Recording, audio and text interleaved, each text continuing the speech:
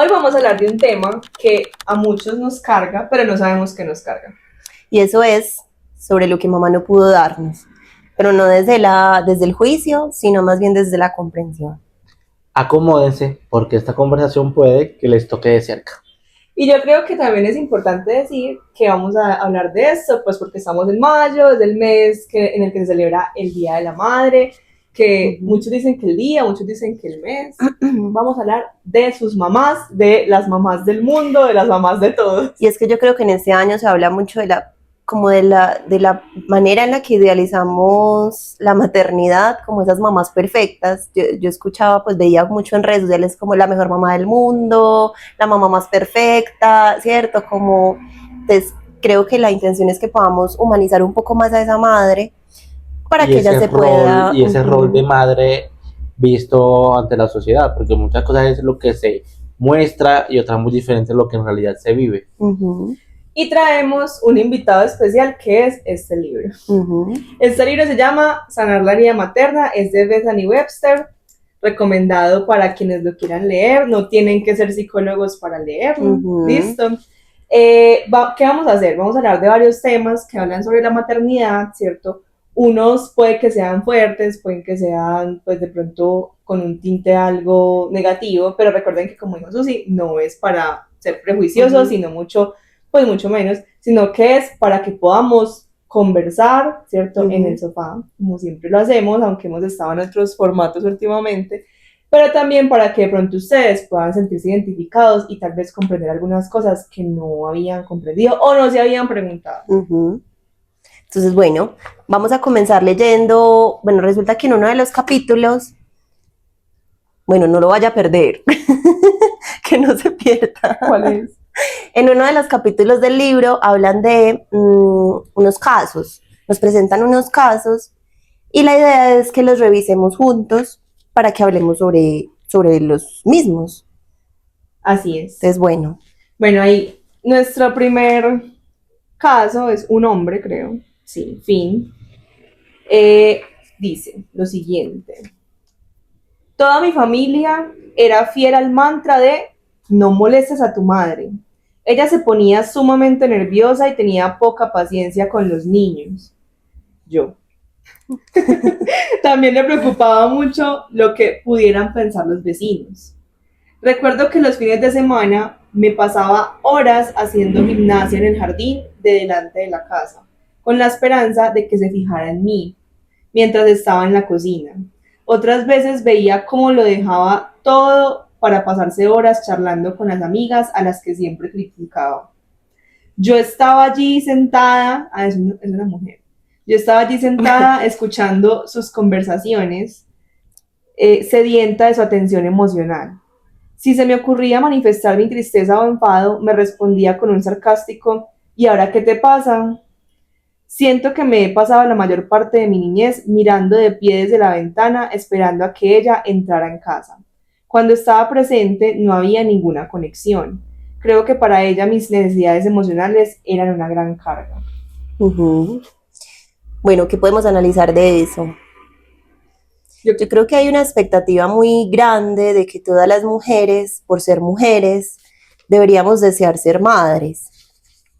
Como que tenemos como esa tarea biológica, ¿cierto? Como muy inscrita en nosotros. Y que siento que quizás hay ciertas maternidades que no se viven desde ahí, quizás desde el deseo, o quizás incluso desde ¿cómo decirlo? Como desde la habilidad misma de ser madres. ¿Ustedes qué piensan? Pues yo creo que absolutamente nadie en la vida aprendió a ser mamá o papá.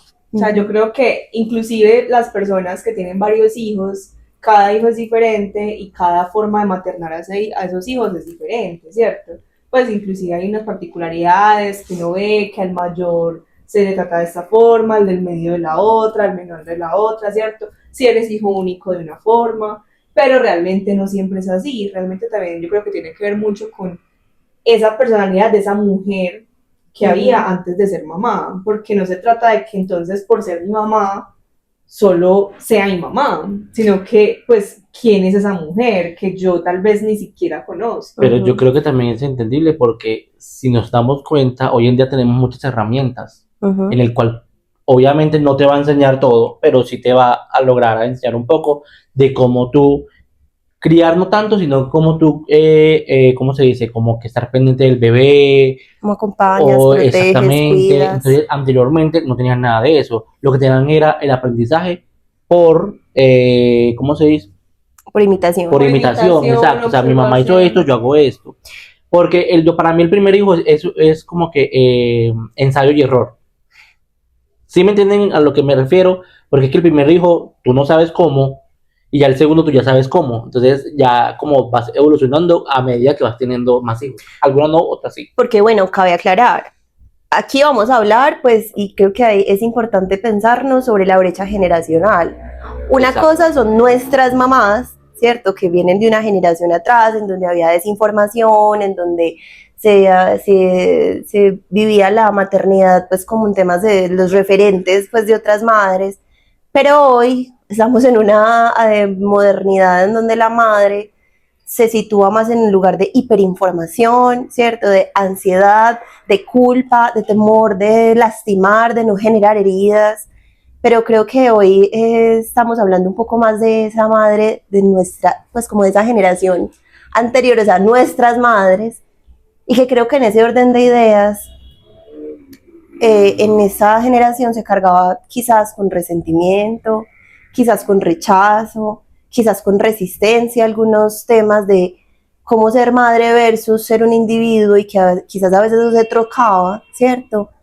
Y de pronto no lograban como encontrar un punto medio entre ser un individuo y maternar, y ahí es cuando de pronto se dificultaba esa tarea. Y también siento un poco que, o sea, a pesar de que hoy en día tienen muchas herramientas, yo creo que hoy en día, para mí, ojo, para mí, es las mamás están dejando que los hijos crezcan como carencias, como de afecto.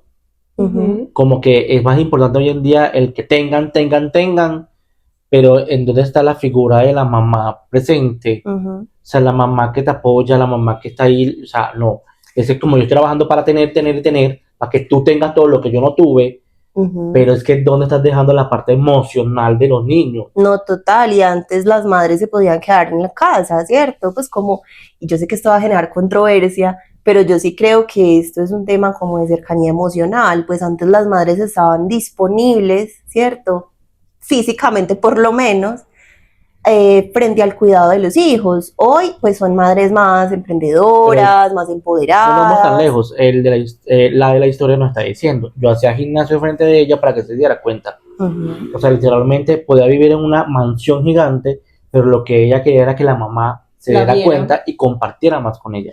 Ahí también yo creo que entra un tema que en terapia yo he visto mucho con algunos consultantes, y es el tema de la invalidación emocional que muchas veces se recibe de las madres, inclusive de manera muy inconsciente, ¿cierto? O sea, no es que la mamá diga, yo voy a invalidarlo emocionalmente para que crezca traumatizado. No, así no funciona. Lo que pasa es que la mamá puede llegar a replicar, ¿cierto?, la forma en la que ella fue o no fue validada emocionalmente en su niñez, en su adolescencia, inclusive dentro de su propia relación de pareja o relaciones de pareja. Porque en relación a lo que decíamos anteriormente, por eso lo nombré como disponibles por lo menos físicamente, porque además eran madres que sí estaban ahí todo el tiempo, pero que también tenían muchas otras preocupaciones, muchas otras labores, y en donde quizás la cercanía emocional todavía no estaba como tan, como que todavía no había mucha conexión emocional real con los hijos. No digo que no existiera, ¿cierto? Sin embargo, sí siento que era más como la disposición física que la emocional. Pero yo tengo una pregunta, y es, si una mamá planeó y deseó a su hijo o a su hija, pero ya cuando este niño o niña nacen, hay ciertas acciones y sentimientos de rechazo hacia ese niño o niña, ¿a qué se debe esto? Porque, listo, está el caso de yo no quise un hijo y pues mi forma de actuar frente a eso es rechazar a ese hijo. Es que yo creo que Pero no, está el otro anteriormente, caso. claro, es que anteriormente no existía la posibilidad de preguntarse si yo quería o no quería ser madre. O sea, era como ya un deber ser muy inscrito en el femenino, de por ser femenino, yo debo maternar, Pero ¿cierto? es que Ser madre. yo ahí sí voy a ser como la boda del diablo de pronto. Pero es que una cosa es cuando tú dices, yo quiero tener, pero es que tú no sabes qué es tener. Tú no sabes que se va a parar a las 2 de la mañana a llorar y tú durmiendo. Ujú. Tú no sabes cuando te muerde el seno, cuando le estás dando seno al bebé y el bebé te muerda. Tú no sabes lo que es cuando un bebé te erupte, que eso hace que el seno se desapostille y le duela mucho. Eso no lo saben. En el Ujú. tener, yo quiero tener, eso ellos no lo piensan. Pero es porque ese Piensan es querer, en en la idea, exactamente, lo ideal que es tener un hijo. exacto, como que todas estaban de alguna forma casadas con la idea de que tenemos, por ser mujer tenemos que ser madres. Pero entonces es un querer la idea, como un vincularme con la idea de ser madres, pero eso no significa que estén vinculadas con el sentimiento Ujú. de ser madres y de maternar. Entonces creo que esa es como la diferencia. Anteriormente quizás no sentían tanta libertad para sentarse a pensar, listo, desde donde yo estoy cultivando el deseo de ser madre. Exacto. Será un deseo social, cultural impuesto, ¿cierto? Una idea pues generacional, o de verdad será un deseo muy mío. Por eso el que tenga sobrinos, háganlo con los sobrinos. A ver si sí o si no. Porque es que también es bueno tú vivirlo y decir, si lo haría o no tengo la responsabilidad para hacerlo. Porque es que eso es una responsabilidad para mí demasiado Yo grande. creo que más allá de no tener la responsabilidad es no tener la disposición Sí, Y el deseo, y el deseo. porque es que tú decías algo ahorita y es, si yo planeo y deseo, yo creo que eso de la planeación y el deseo, eso era algo que no estaba muy presente anteriormente. O sea, llegó, listo, eso como es lo ahora normal, como ¿cierto? ahora que Esas- tú, que pueden cómo es que lo que pueden congelar. los, Congelar los óvulos. Sí, exacto, o sea, lo puedes congelar y se lo ponen a otra persona, pero ese el bebé es tuyo. Entonces, ya se está viendo que hay muchas cosas y muchas libertad de para poder elección, planear. sí. Exacto. Ujú. Exacto. Bueno, voy a leer otro caso, o lo quieres leer tú, Bueno, léelo, para que nos turnemos. dice, No. eso sí no tiene nombre, AJ dice, AJ. AJ. Cuanto mejor me va en mi profesión, más ganas tiene mi madre de hablar conmigo por teléfono de temas intrascendentes, es decir, poco importantes o poco profundos. Recuerdo que una vez estaba muy ocupada preparándome para mis exámenes de derecho y esa semana me obligó a hablar con ella por teléfono durante 3 horas, casi cada noche, para que la aconsejara sobre las vacaciones en México que estaba planificando. Años más tarde me di cuenta de que en cierto modo intentó distraerme para que no aprobara y llegara a ser más que ella. El día de mi graduación tuvimos que llevarla a urgencias porque decía que tenía dolor en el pecho. Me perdí mi graduación, ya que la pasé sentada en una sala de espera junto a mis hermanos. Al final, no le pasaba nada. Me parece muy complejo esto porque vuelvo al tema de más allá de ser madres, son mujeres y como mujeres y seres humanos, yo creo que independientemente de ser madres, puede haber sentimientos muy en el fondo de envidia, ¿cierto? Competencia, De competencia, de rabia, de frustración. de frustración. Entonces, si por ejemplo esta señora, esta mamá, era una mujer que cuando estaba más joven tendía a competir con otras mujeres, tiene una hija mujer, pues creo que también eso va muy direccionado, pues es muy congruente y coherente con ese tipo de situaciones. Pero yo creo que más que la tendencia a competir con otras mujeres, que creo que es algo muy social, o sea, siento que es algo que de verdad sucede. Hoy estamos viendo un poco más de sororidad, ¿cierto?, frente a este tema, pero sí siento que hay un tema de competitividad entre mujeres. Pero ¿qué hay detrás de la competitividad? O sea, ¿eso por qué nace, cierto? ¿Cuál es como el núcleo de ese sentimiento? Yo creo que desde épocas anteriores, pues a nivel histórico, social y cultural, las mujeres hemos tenido poca libertad como de desarrollo, ¿cierto? Como de elección, como de posibilidad de tener una carrera, ¿cierto? Como una profesión o poder decidir qué hacer con la vida.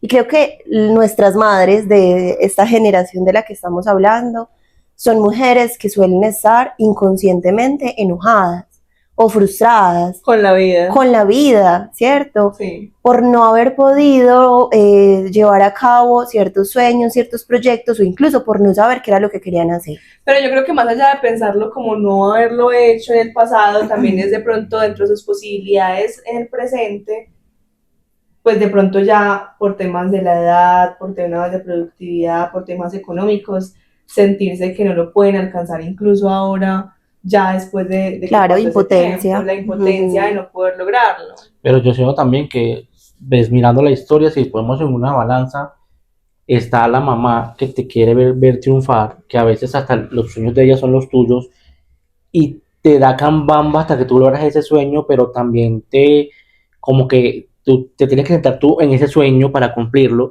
y está la otra mamá que como yo no cumplí mis sueños, yo tampoco quiero que tú los cumplas. Ujú. O sea, o los cumpliste, pero no mejor que yo, porque yo soy tu mamá, yo tengo que ser mejor que tú, Ujú. porque tú eres mi hijo, tú saliste de mí. Entonces, ¿tú cómo vas a hacer? Vas a brillar más que yo. Exacto, y estamos hablando de algo que se llama lealtad inconsciente. Y es como yo no quiero opacarte porque eso te va a frustrar, o sea, eso te va a hacer sentir insatisfecha e incluso va a ser como un espejo de lo que tú no pudiste ser o hacer, o voy a ser yo el reflejo de tus incapacidades, ¿cierto? De tus frustraciones, de tus represiones, y ahí es cuando esas madres de pronto no logran diferenciarse de sus hijos, como que ese es un proyecto mío, ¿cierto? Entonces como que yo tengo que controlar hasta dónde crece y hasta dónde no, pero está del otro lado esa madre que es más consciente, pues y logra diferenciarse y poder como decir, listo, yo llegué hasta acá, me hago la pregunta, ¿cómo puedo desarrollar un propósito de vida desde el lugar en el que estoy actualmente? Pero es que hoy estamos hablando de las heridas de la madre, ¿cierto? Un poco, porque siento que le falta un poco de visibilidad, pues como a todo este asunto. Hoy en la actualidad las madres suelen ser un poco más del lado de como de la responsabilidad o incluso también de la culpa, como de qué es lo que no estoy haciendo suficientemente bien para ser una madre suficientemente buena.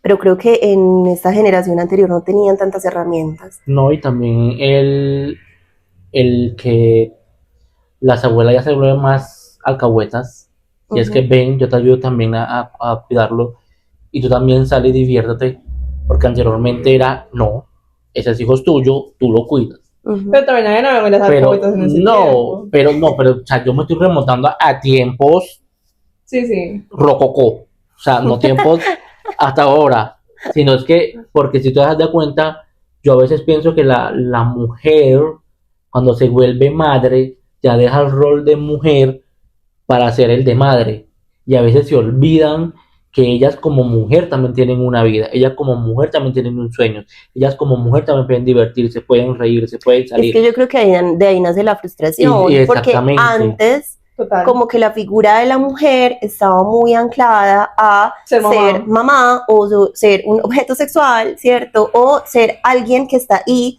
o ser esposa, pues, por decirlo de alguna Exacto. manera. Entonces, Desde claro, ese roles lugar sociales. de ser mujer, ¿cierto? O de ser persona, individuo, sujeto social, hay un desconocimiento y hasta ahora es que estamos pudiendo como recuperar un poco como ese instinto femenino más natural y no tan socializado, y que creo que desde ahí es donde vienen muchas competitividad, frustraciones, represiones. Y también siento, baby, que, o sea, de verdad, a veces nosotros como hijos tampoco nos damos cuenta de lo que tuvieron que pasar para ser las mamás y las mujeres que hoy en día son. A todo a lo que renunciaron, todo lo que dejaron de hacer, lo que no se preguntaron sobre sí mismas, ¿cierto? ¿Dónde está el deseo? Y nosotros, también, solo nos preguntamos como que el por qué yo no estoy en una familia que tenga plata, el por qué yo no, mi mamá no es,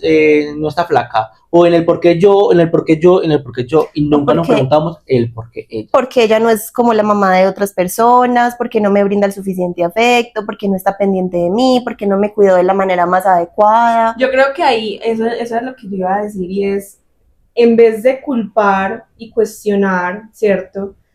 Efectivamente, muchas madres no van a cambiar porque para que haya un cambio significativo debe haber una voluntad propia de ellas de cambiar. Loro viejo no aprende a hablar.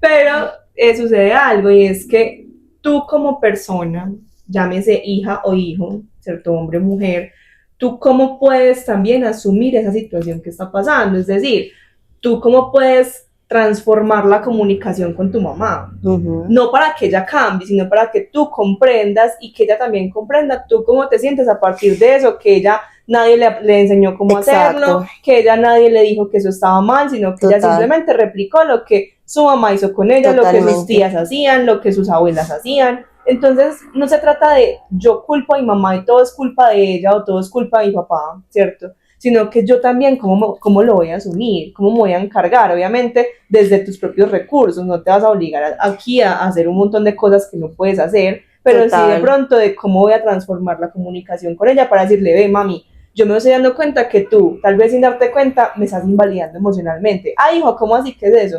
No, pues eso significa que cuando yo me siento triste, tú no me dejas llorar. Y llorar es normal. Y yo creo que ni siquiera, o sea, es decir, está muy bien nombrarlo así, pero es que eso ya es una comunicación mucho más elaborada. Incluso hay formas mucho más básicas que movilizan la comunicación entre la mamá y los hijos, ¿cierto? Y es a veces incluso el solo comprender o pararnos en el lugar de comprensión y entender, listo, ella no tuvo dónde aprender eso, ¿cierto? Listo, ya puede estar enojada por esta situación, yo entiendo que en su historia pasó esta situación u otra. Eso hace que nosotros disminuyamos un poco nuestra actitud defensiva, pues como de estar, incluso una actitud demandante o de incriminatoria, ¿cierto? Como de te voy a culpar porque tú eres mi mamá y los papás son los que tienen, no sé, la culpa de todas nuestras heridas. O también en acciones. O sea, la comunicación es súper buena, pero también acciones. O sea, ¿por qué no hacer algo por ella también? Para que ella se dé cuenta, ok, o sea, por qué lo hace, o que ella también se pregunte, ¿qué está pasando? Exacto, digamos, por ejemplo, con el tema de la invalidación emocional.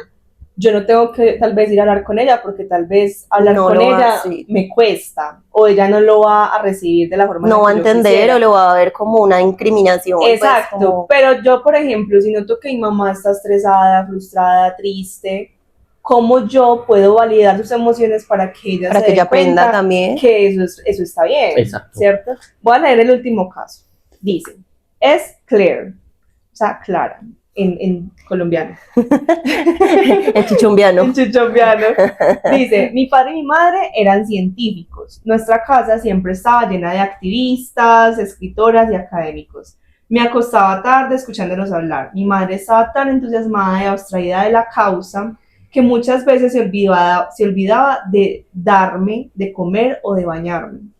Como hija única, aprendí a asumirlo y hacerlo todo por mí misma, desde muy joven. Durante mi vida de adulta he tenido siempre problemas de depresión. Cada vez que nos vemos, albergo la esperanza de que haya algo que nos conecte, pero siempre termino preguntándome, ¿por qué no puedes cooperar? ¿Qué te pasa? Y no sé por qué no puedes tener una vida normal como todos los hijos de mis amistades. Después de cada visita necesito descansar varios días. Me parece súper complejo esto porque básicamente muchas veces nosotros sabemos, digamos, cuál es la causa del estado emocional actual que tenemos y que sí, mucho de eso tiene que ver con la forma en la que nuestros papás nos criaron, cuidaron y trataron cuando éramos más jóvenes, pero también es muy teso como a veces nos tenemos que cargar de eso solos porque los papás no lo reconocen y no lo quieren reconocer y no lo van a hacer. Y que de hecho la depresión tiene un punto de nacimiento que tiene mucho que ver con no sentir que hay un suelo, ¿cierto? Emocional al cual regresar, retornar, ¿cierto? Como apegarme cuando las cosas no van muy bien. Entonces creo que ahí nos habla un poco de eso, como de la hiperindependencia que a la final termina incapacitándome porque es como, ¿y cuando yo no pueda qué? Cuando yo no sea capaz Pero qué. yo ahí también pienso que a veces, un ejemplo, aquí estamos hablando es de esposo y esposa. O sea, la mamá tiene un bastón, pero cuando no tiene el bastón, que a la mamá le toca todo. O sea, ahí también nosotros como hijos también nos tenemos que poner la mano en el corazón y decir, hijo de pucha, es que a mi mamá le toca todo, ven y yo te ayudo. Pues gracias a Dios que mi mamá nos enseñó a cocinar como desde temprano, nosotros siempre cocinamos y a ella obviamente le dejábamos ahí el almuerzo o la cena, porque eso también va en uno reconocer lo que tu mamá está haciendo, aunque uno dice, pucha, pues me siento como abandonado, pero uno tiene que saber el por qué la mamá hace eso. Pero yo creo que Sí. esa palabra ayuda es muy de doble filo, porque es como yo te ayudo, yo creo que es más bien como cómo te aporto, ¿cierto? Cómo te acompaño, porque es que ayudar suena como que está desvalida, ¿cierto? Pues como que no tiene de pronto Que no puede. mucho mayor grado de funcionalidad. Pues igual para mí todo eso es la misma cara. Pues yo creo que más allá de ayudar, aportar, es como hay cosas que yo como hijo puedo responsabilizarme, pero hay cosas que son responsabilidad Claro, de mi mamá y de mi obvio. papá. Exacto. Y que el hecho de que ellos no pudieran estar por X o Y cosa, entonces la culpa no es toda mía ni de ellos. Es más, no se trata de culpas, se trata de ellos si no se quisieron responsabilizar y yo sí me pude responsabilizar, cómo hacer las paces con eso, o incluso cómo darme cuenta que realmente, por más de que mis papás me quieran a su manera, no son responsables conmigo. Porque es que por eso me parece tan peligrosa la palabra ayuda, porque pasa algo también y es la parentalización de los hijos, que es que vuelven a los hijos los padres de los padres, ¿cierto? Entonces empiezan a asumir un montón de funciones, de tareas, de deudas emocionales, como de qué pesar de mi mamá, ¿cierto? O tan solita que está, o como tan como insegura, ¿cierto? Como con tanta carga sobre ella misma, que terminamos asumiendo quizás incluso una función y la madre incluso se acomoda, ¿cierto? Entonces deja de hacer incluso lo básico, para lo que sí le alcanzaría, ¿sí? Entonces no digo que ese sea el caso, yo no digo que esté mal aportar, ¿cierto? Acompañar, como intentar equilibrar un poco la balanza. Sin embargo, sí siento que hay que ser muy cuidadosos al respecto porque pasa otro caso, que es el caso de la parentalización, y es los hijos que se vuelven los papás de los papás. O que tal vez no se vuelven los papás de los papás, sino que viven sus vínculos tratando de maternar o paternar al otro. Entonces, si mamá, pues si yo como mujer no sentí la compañía o la validación emocional o la responsabilidad afectiva por parte de mi madre, sino que yo tuve que asumir todo sola, ¿cierto?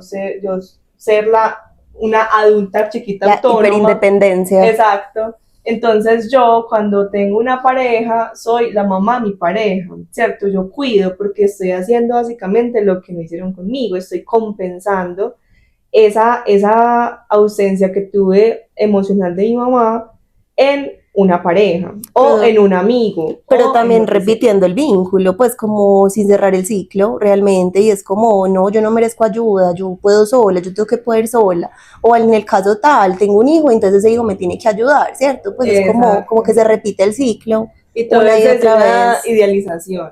Así 100%, es. O sea, todo es como desde el deber ser, pero no desde el yo que quiero ser a partir de eso que yo viví. Pero claro, eso tampoco pues se cumple en todos los casos. Pues no hay excepciones. Exacto. Igualmente yo creo que para hablar de maternidad hay mucho que hablar. Ustedes saben cuántas cosas hablan aquí, hablan de manipulación, hablan de resentimiento, hablan de poder, de control, pero no desde un lugar despectivo, pues. Exacto, eso es lo que iba a decir, no queremos hablar, o sea, hoy mes de las madres, no queremos hablar de que las mamás entonces son las peores criaturas del mundo, jamás. Antes al contrario. Sino que, claro, miren el título de este libro, o sea, sanar la herida, si hay una herida, pues es que es algo que duele.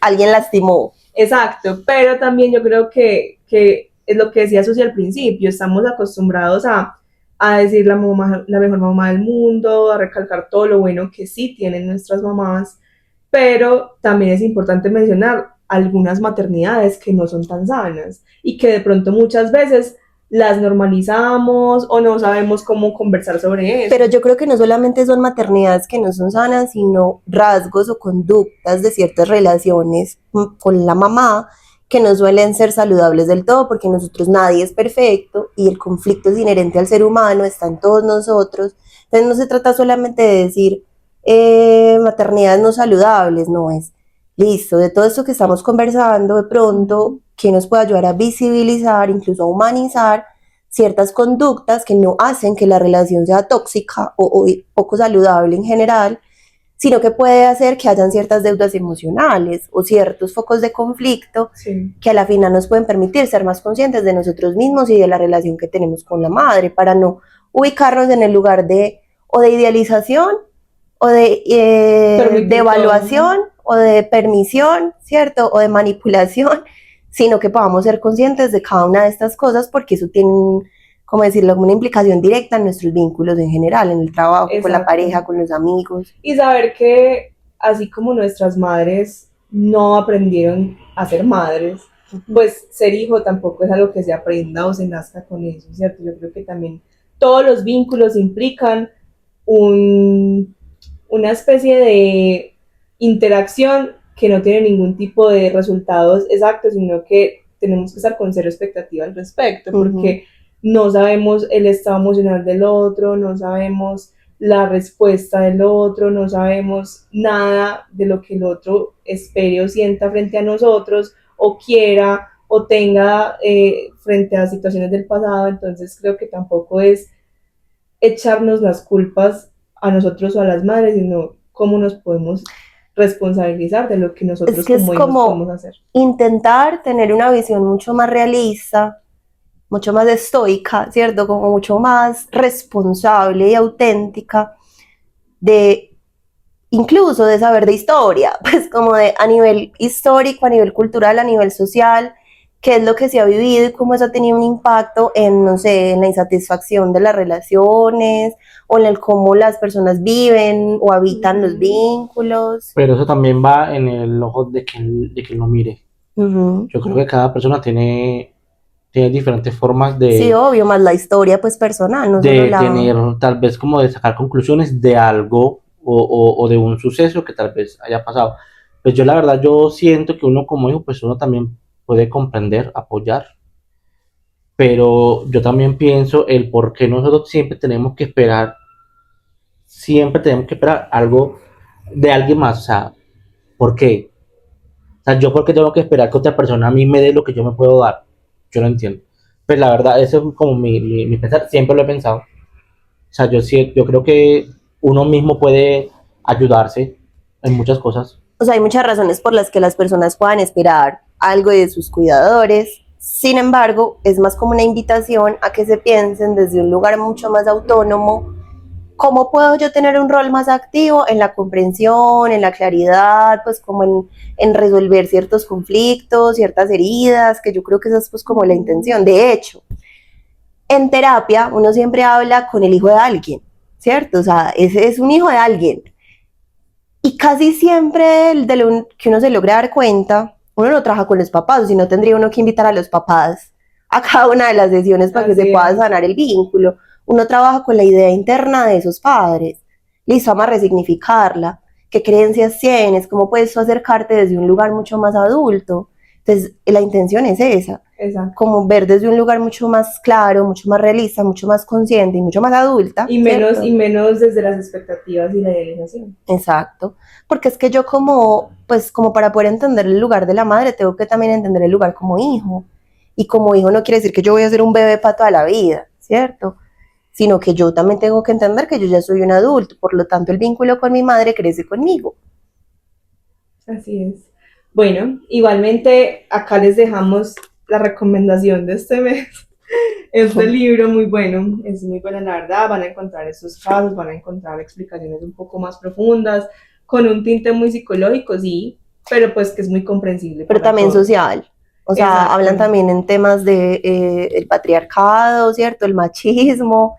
Sé que eso a veces resuena mucho, pues como que desde qué lugar las feministas evalúan los vínculos, pero no es que se quede ahí, es más un tema de análisis como de las relaciones a nivel inconsciente, esas creencias que de pronto como que se llevan de generación en generación, como lo que se siente a nivel emocional, pero también tiene un tinte social y político.